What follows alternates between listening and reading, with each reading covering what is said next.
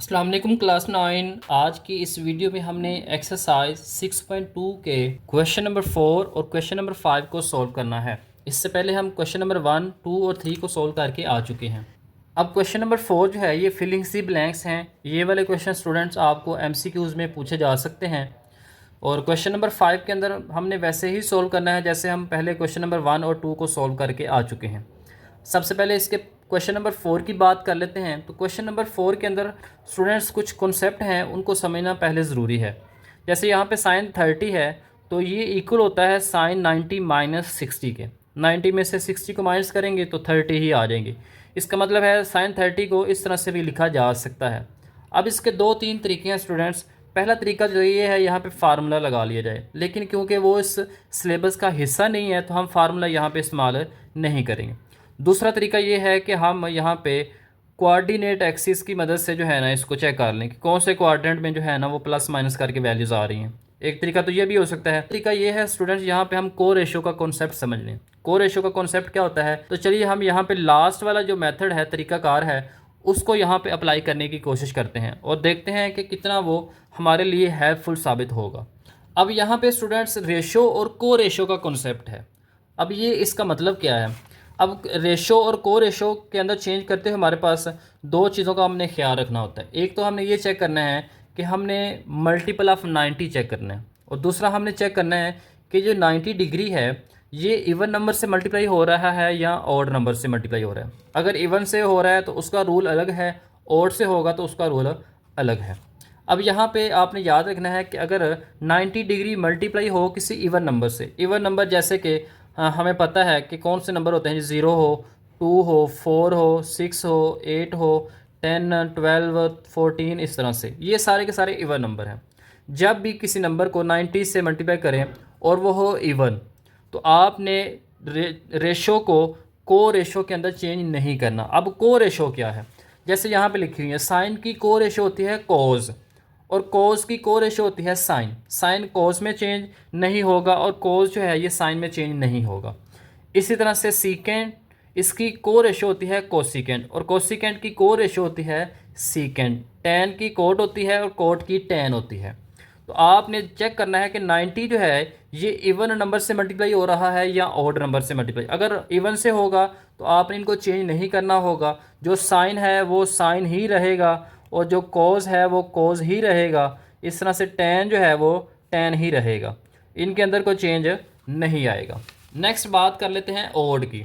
अब जब आपने मल्टीप्लाई करना है 90 को किसी ऑड नंबर से, ऑड नंबर जैसे 1 है, 3 है, 5 है, 7 है, 9 है, 11 है एंड सो ऑन। जब भी 90 इन नंबर से मल्टीप्लाई होगा तो आपने रेशो को रेशो के अंदर और को रेशो को रेशो के अंदर चेंज कर देना है।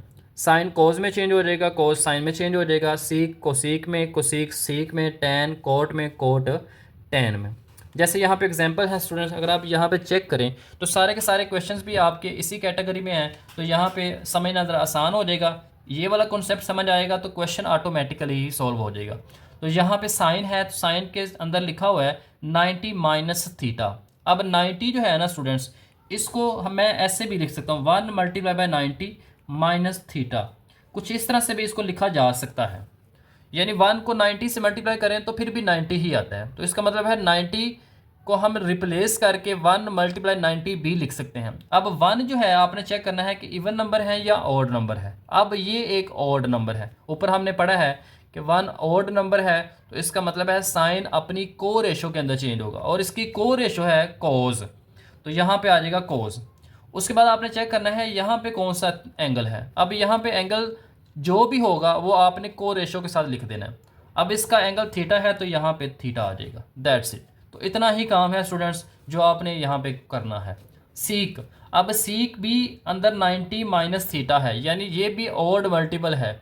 ऑड यानी 1 मल्टीप्लाई बाय 90 है, तो सीक अपनी को रेशो, इसकी को रेशो है कोसिकेंड, तो यहाँ पे ये कोसिकेंड के अंदर चेंज हो जाएगा। अब यहाँ पे एंगल थीटा है तो यहाँ पे थीटा है। अब यहाँ पे इस एंगल की जगह पे कुछ भी हो सकता है स्टूडेंट्स, जैसे 30 डिग्री है, कोई और भी एंगल हो सकता है, तो वो आपने यहाँ पे रिप्लेस कर देना है, कोसिकेंट 30 हो जाएगा। इस तरह से आपने स्टूडेंट्स इनको सॉल्व करना है। यहाँ पे अगर आप चेक करें तो पहला है साइन साइन के अंदर सारों के अंदर यहाँ पे 90 है, 90 है, तो इसका मतलब है ये सारे के सारे ओड मल्टीपल हैं, ओड नंबर से मल्टीप्लाई हो रहे हैं, तो ये सारे के सारे को रेशो के अंदर चेंज हो जाएंगे। साइन जो है ये चेंज हो जाएगा कोस के अंदर, और यहाँ पे एंगल 60 है तो यहाँ पे 60 आ जाएगा। इस तरह से कोस है तो यहाँ पे ये साइन में चेंज हो जाएगा, और यहाँ पे एंगल 60 है तो 60 आ जाएगा। टेन है तो टेन चेंज हो जाएगा कोट के अंदर, और यहाँ पे एंगल 60 है तो 60 आ जाएगा। ऊपर आपने डिग्री लगा लेनी है। अब यहाँ पे टेन है तो ये कोट में चेंज हो जाएगा, तो यहाँ पे एंगल आ जाएगा 30 डिग्री। साइन है तो साइन चेंज हो जाएगा कोस के अंदर, और यहाँ पे आ जाएगा 30 डिग्री। कोस है तो ये चेंज हो जाएगा साइन के अंदर, और यहाँ पे आ जाएगा 30 डिग्री। इस तरह से साइन है तो ये चेंज हो जाएगा कोस के अंदर, और यहाँ पे आ जाएगा 45। यहाँ पे टेन है तो ये कोट के अंदर चेंज हो जाएगा, और यहाँ पे एंगल आ जाएगा 45। और यहाँ पे कोस है तो ये साइन के अंदर चेंज हो जाएगा, और यहाँ पे एंगल आ जाएगा 45, और सब के ऊपर आपने डिग्री का साइन लगाना है। तो इस तरह से आपने यहाँ पे स्टूडेंट्स फिलिंग सी ब्लैंक जो है उनको मुकम्मल कर लेना है। नेक्स्ट क्वेश्चन नंबर 5 है। तो क्वेश्चन नंबर 5 के अंदर स्टूडेंट राइट एंगल ट्राइंगल दी हुई है। तो यहाँ पे स्टेटमेंट को समझते हैं। In a right angle triangle ABC, measurement of angle B के ऊपर जो एंगल है वो है 90 डिग्री का, और सी के ऊपर जो है ये एक्यूट एंगल है। एक्यूट एंगल वो एंगल होता है जो 90 डिग्री से छोटा हो। 90 डिग्री से छोटा जो एंगल होता है वो एक्यूट एंगल होता है, इसको आपने याद रखना है। और ये है एंगल 60, सी के ऊपर एंगल है 60। Also measurement of angle A, ये इक्वल है A/B। अब यहाँ पे स्टूडेंट उसने डायरेक्ट यहाँ पे ए का एंगल नहीं बताया, लेकिन हम यहाँ से उसका कैलकुलेट कर सकते हैं। कैसे करेंगे वो चेक करें। यहाँ पे ये 90 है, ये 60 है, तो टोटल एंगल होता है 180। तो 60 + 90 + A, measurement of angle A, ये इक्वल होगा 180 के। अब यहाँ से इन दोनों को प्लस करें तो ये आता है 150 plus measurement of angle A equal to 180 degree. अब 150 जब उस तरफ जाएगा तो ये माइनस हो जाएगा। जब माइनस होगा तो 180 में से 150 को माइनस करेंगे तो A के ऊपर एंगल आ जाएगा 30। टोटल जो है ये 180 होता है। तो यहाँ पे स्टूडेंट्स आपने याद रखना है कि A के ऊपर जो एंगल है ये है 30 डिग्री। लिखना नहीं है, वैसे ही आप इसको याद रख सकते हैं। Then find the following trigonometric ratios. तो यहाँ पे हमने ट्रिग्नोमेट्रिक रेशियोज को मालूम करना है। तो पहले हमने यहाँ पे पहले 5 पॉइंट्स के अंदर हमने रेफरेंस एंगल जो है वो 60 इस्तेमाल करना है। जैसे हमने क्वेश्चन नंबर 1 के अंदर थीटा और फाई का कॉन्सेप्ट पढ़ा था। समझ लें कि ये थीटा है और ये फाई है। और नेक्स्ट पार्ट नंबर 6 से लेके पार्ट नंबर 10 तक हमने रेफरेंस एंगल जो है वो ए बनाना है, यानी 30। तो इसके मुताबिक फिर हम इसको सॉल्व करेंगे। तो चलिए इसको देखते हैं कि कैसे हमने इसके आंसर्स निकालने हैं। अब यहाँ पे स्टूडेंट्स इसका पार्ट नंबर 1 है measurement of BC divided by measurement of AB। अब यहाँ पे BC, B और C ये साइड है, तो ये इक्वल है A के और AB, और ये AB है और AB इक्वल है C के। तो यहाँ पे आ जाएगा A/C cos 60। अब cos जो है ये इक्वल होता है बेस ओवर हाइपोटेनस। बेस यहाँ पे A है तो A आ जाएगी, और हाइपोटेनस यहाँ पे B है। नेक्स्ट tan है। tan होता है परपेंडिकुलर ओवर बेस, तो परपेंडिकुलर यहाँ पे C है और बेस यहाँ पे A है। अब आ गया है कोसिकेंट। कोसिकेंट π/3, पाई 180 के इक्वल है, 3 से डिवाइड करेंगे तो cos 60 बन जाएगा। तो यहाँ पे भी हमने कोसिकेंट बताना है, कोसिकेंट 60 बन जाएगा। अब कोसिकेंट जो है ये उलट होता है साइन का। अब साइन होता है परपेंडिकुलर ओवर हाइपोटेनियस, तो ये इक्वल होगा हाइपोटेनियस ओवर परपेंडिकुलर। तो हाइपोटेनियस यहाँ पे B है और परपेंडिकुलर यहाँ पे C है। नेक्स्ट है कोट। कोट 60, कोट उलट होता है tan का, और tan 60 हमने निकाला था C/A। अब कोट 60 क्या होगा A/C।